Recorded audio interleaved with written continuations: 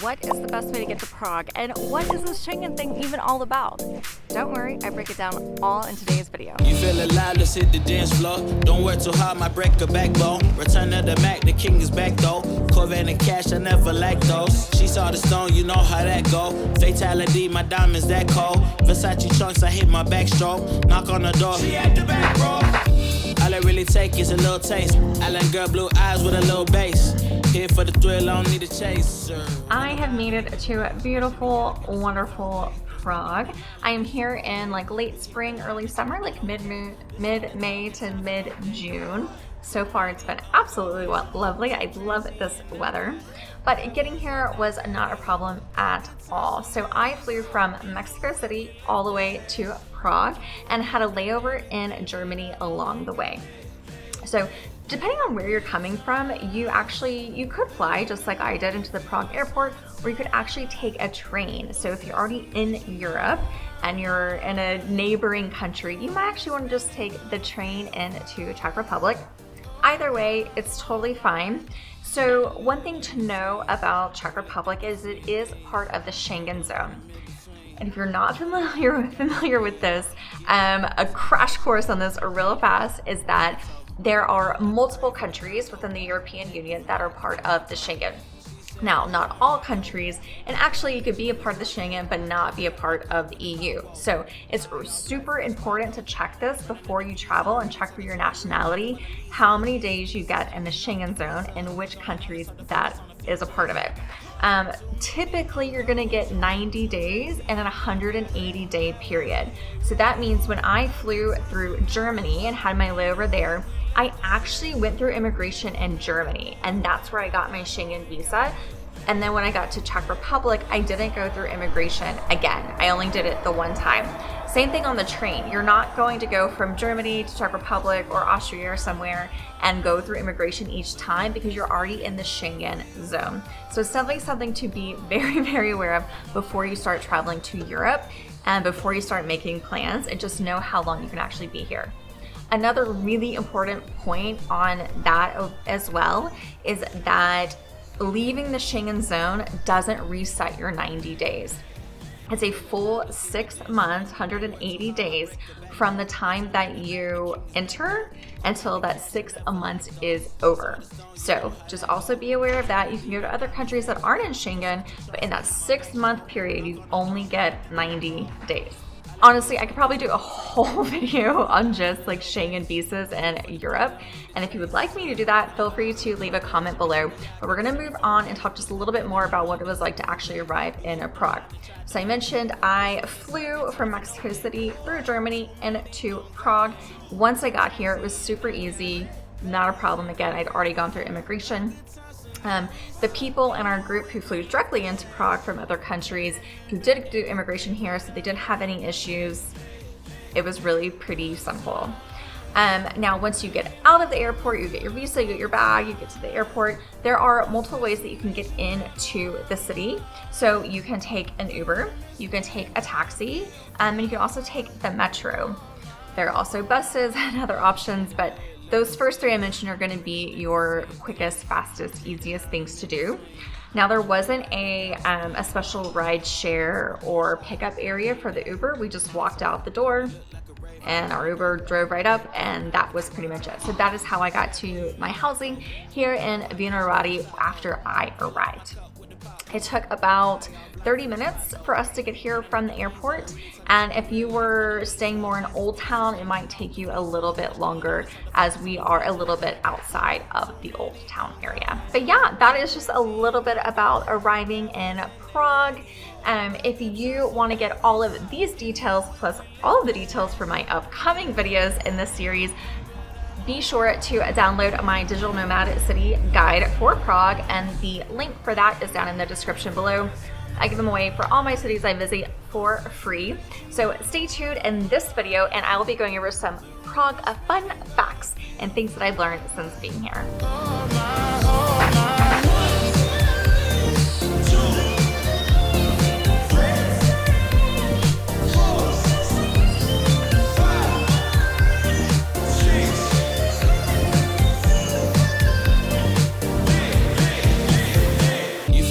Let's hit hit the dance floor. Don't work too hard, might break a backbone. Dobry den. That means hello in Czech, and that's just a few of the words I've learned here since being in Prague. Other words include prosím for please, děkuji for thank you, and pivo for beer. That was a very important one. As I said, I am here in Prague, in the capital city of Czech Republic. It is located in sort of like the northwestern part of the country.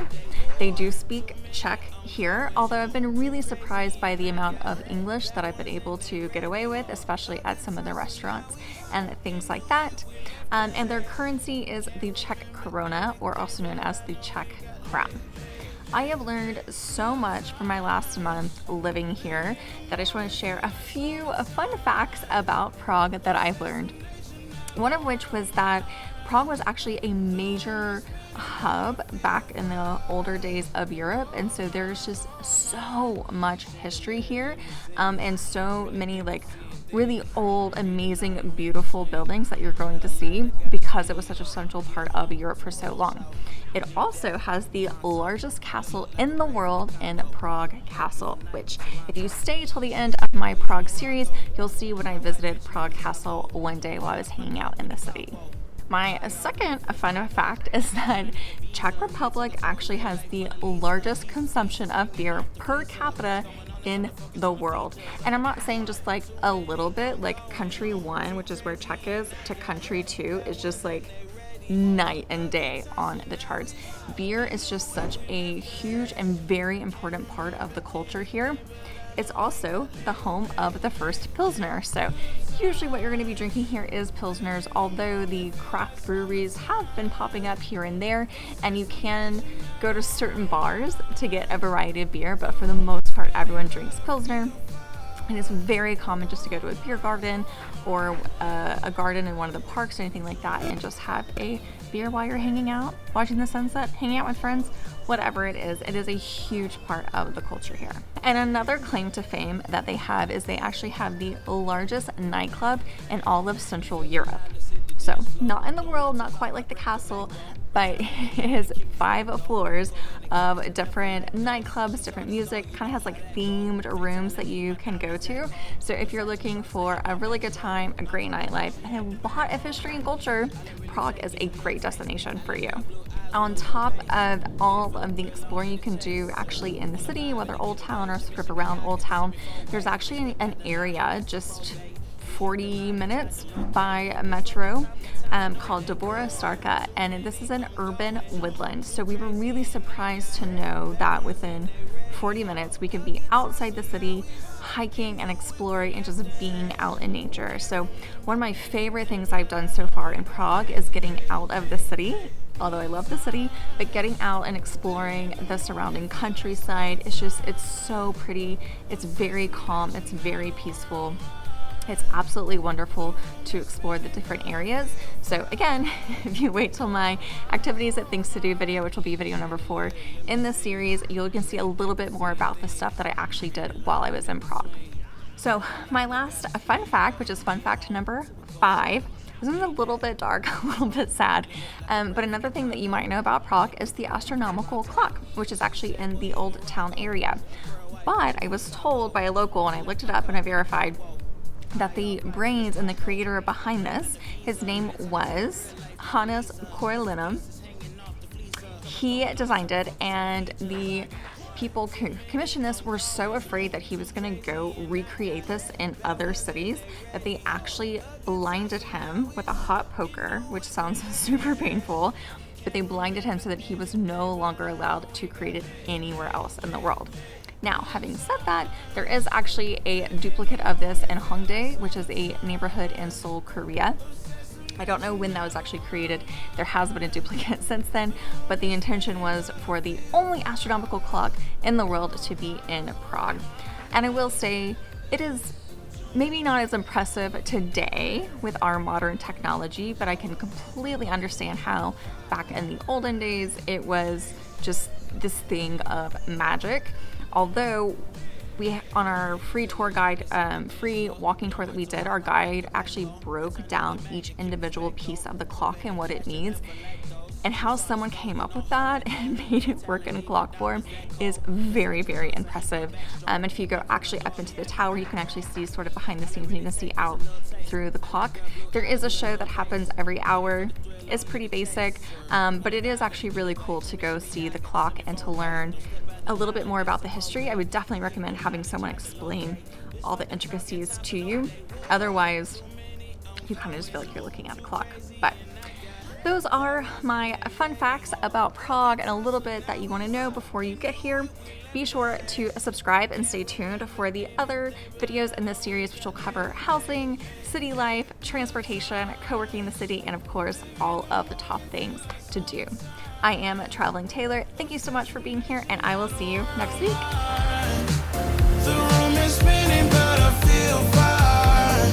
Oh my. Chandelier, limousines. Really think I'm seeing things. Read the line in mid-between.